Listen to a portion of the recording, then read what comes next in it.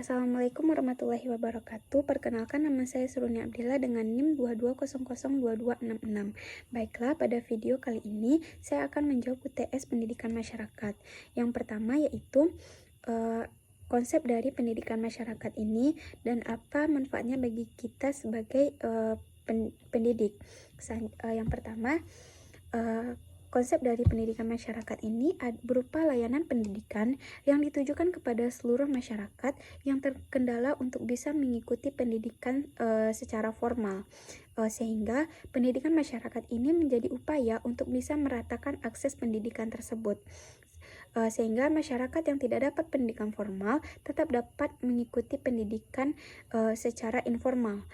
Dan apa manfaatnya sebagai calon pendidik, yaitu kita harus mempelajari pendidikan masyarakat ini karena kita sebagai calon pendidik yang akan berjuang untuk bisa mencerdaskan generasi bangsa. Tidak hanya secara formal, kita juga bisa bergerak di bidang informal. Oleh karena itu, kita bersama-sama untuk bisa ikut serta sebagai pelaksanaan pemerataan akses pendidikan bagi seluruh rakyat Indonesia. Dengan adanya pendidikan masyarakat, kita tahu apa saja jalur dan apa saja yang bisa kita lakukan untuk bisa meratakan pendidikan di Indonesia ini. Dan kita bisa menjadi pembimbing di dalam pendidikan masyarakat tersebut, ataupun kita bisa mengikuti beberapa kursus yang dilaksanakan dari pendidikan masyarakat tersebut untuk menambah pengetahuan keterampilan kita di bidang non-akademik. Selanjutnya, karakteristik pendidikan masyarakat beserta contohnya. Yang pertama yaitu relatif singkat. Maksudnya di sini adalah waktu dari pendidikan masyarakat ini tidak lama, karena pendidikan masyarakat ini beda dengan pendidikan formal. Kalau pendidikan formal itu waktunya lama, sedangkan kalau pendidikan masyarakat ini waktunya hanya singkat. Contohnya yaitu jika kita mengikuti kursus yang mana waktunya hanya 1 bulan, atau kita mengikuti ujian kesetaraan yang mana waktunya hanya 1 hari untuk mengikuti ujian tersebut. Selanjutnya, pembelajarannya lebih fleksibel. Maksudnya adalah pembelajaran di sini tidak terlalu formal seperti sekolah, tidak adanya aturan-aturan. Di sini kita hanya bersifat kebersamaan di dalam kursus tersebut, sehingga pembelajaran di sini lebih santai, tidak seperti pendidikan formal pada umumnya. Selanjutnya, dilaksanakannya tidak terus-menerus karena pendidikan masyarakat ini hanya berupa kursus yang mana waktunya akan disepakati oleh peserta didik.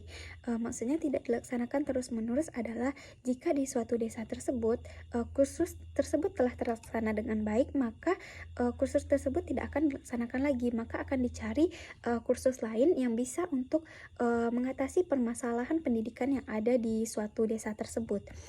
Dan yang selanjutnya, untuk memberikan keterampilan yang bisa menjadi peluang usaha. Maksudnya di sini adalah keterampilan yang diberikan bisa berupa, contohnya jika untuk wanita, keterampilan untuk memulai bisnis, untuk kecantikan, yang mana nanti keterampilan dari kecantikan ini kita bisa membuka peluang usaha seperti salon, ataupun jika di bidang kewirausahaan kita bisa membuka usaha makanan ataupun kerajinan yang lainnya.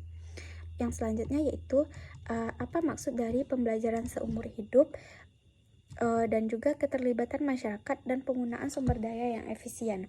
Baiklah, yang pertama yaitu maksud dari pembelajaran seumur hidup adalah, dari kata seumur hidup kita bisa tahu adalah kalau kesukarelaan kita untuk terus belajar seumur hidup, yang mana pembelajaran itu tidak kita dapatkan hanya terbatas dari pendidikan formal saja, tetapi setelah kita mengikuti pendidikan formal, kita juga bisa melanjutkan beberapa pendidikan keterampilan kita atau pelatihan keterampilan yang bisa kita ikuti secara informal, yang mana itu memiliki manfaat untuk kita sendiri. Yang kedua yaitu keterlibatan masyarakat, adalah bentuk partisipasi masyarakat dalam semua kegiatan yang hendak dilaksanakan, mulai dari keikutsertaan masyarakat dan pengambilan keputusan dalam pendidikan masyarakat. Contohnya, keikutsertaan masyarakat dalam kursus-kursus yang telah disediakan. Yang selanjutnya, penggunaan sumber daya yang efisien, maksudnya adalah upaya pendidikan masyarakat itu berjalan dengan optimal dengan adanya pemanfaatan dana, waktu dan tenaga tenaga pengajar, teknologi yang secara efektif sehingga bisa meminimalisir keborosan dan juga keefektifan dari pendidikan masyarakat itu bisa terlaksana dan mencapai tujuannya dengan baik. Yang selanjutnya, perbedaan pendidikan formal dan informal. Pendidikan formal ini terstruktur dan berjenjang. Contohnya, berjenjang ini dari SD, SMP, SMA. Sedangkan pendidikan informal ini tidak, karena dimulai dari keluarga atau dari kebutuhan yang hendak ingin kita capai. Yang kedua, pendidikan formal diselenggarakan di sekolah, sedangkan pendidikan informal ini bebas. Yang ketiga, pendidikan formal terdapat kurikulum, sedangkan informal tidak. Di sekolah, pendidikan formal seperti di sekolah itu ada kurikulum yang mengikat, sedangkan di informal itu tidak ada kurikulum yang mengikat, melainkan kurikulum yang disesuaikan untuk kebutuhan kursus tersebut atau lembaga pendidikan tersebut. Selanjutnya, pendidikan formal berjenjang dari SD, SMP ke SMA, sedangkan informal tidak dalam prosesnya. Selanjutnya, peran pendidikan formal dan informal dalam pendidikan nasional adalah yaitu pendidikan formal dan informal ini bersama-sama membantu mewujudkan masyarakat yang cerdas, meratakan akses pendidikan. Pendidikan informal menjadi pendukung untuk pendidikan formal yang masih belum semuanya bisa mencapainya.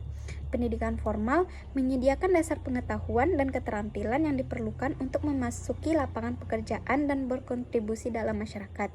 Sedangkan pendidikan informal untuk melengkapi pendidikan formal dengan pengembangan kemampuan sosial, karakter, dan pemahaman yang lebih tentang dunia.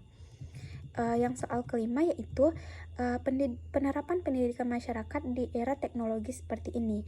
Penerapannya itu ada banyak, contohnya adanya pembelajaran daring yang dilakukan oleh kursus-kursus tertentu, yang mana pembelajaran daring ini dilaksanakan melalui Zoom atau Google Meeting yang kita tidak harus bergabung di dalam suatu tempat, tetapi kita hanya bisa mengikuti pembelajaran tersebut di mana saja dengan memanfaatkan teknologi seperti HP dan laptop untuk bisa mengikuti kursus tersebut.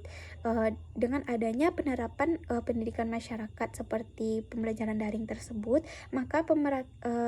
maka bisa menghemat biaya dan bisa menjangkau banyak peserta yang ingin mengikuti kursus atau pendidikan masyarakat yang diselenggarakan tersebut. Yang kedua, penerapannya itu pendidikan masyarakat ini menyediakan forum diskusi untuk peserta khusus, yang mana forum diskusi ini digunakan untuk bertukar informasi. Yang selanjutnya, pendidikan masyarakat ini menggunakan media sosial untuk bisa berkomunikasi sesama anggota kursus yang sama atau yang sama dan sifatnya meluas. Mungkin hanya itu yang bisa saya jawab. Saya mohon maaf jika ada kesalahan. Saya akhiri. Assalamualaikum warahmatullahi wabarakatuh.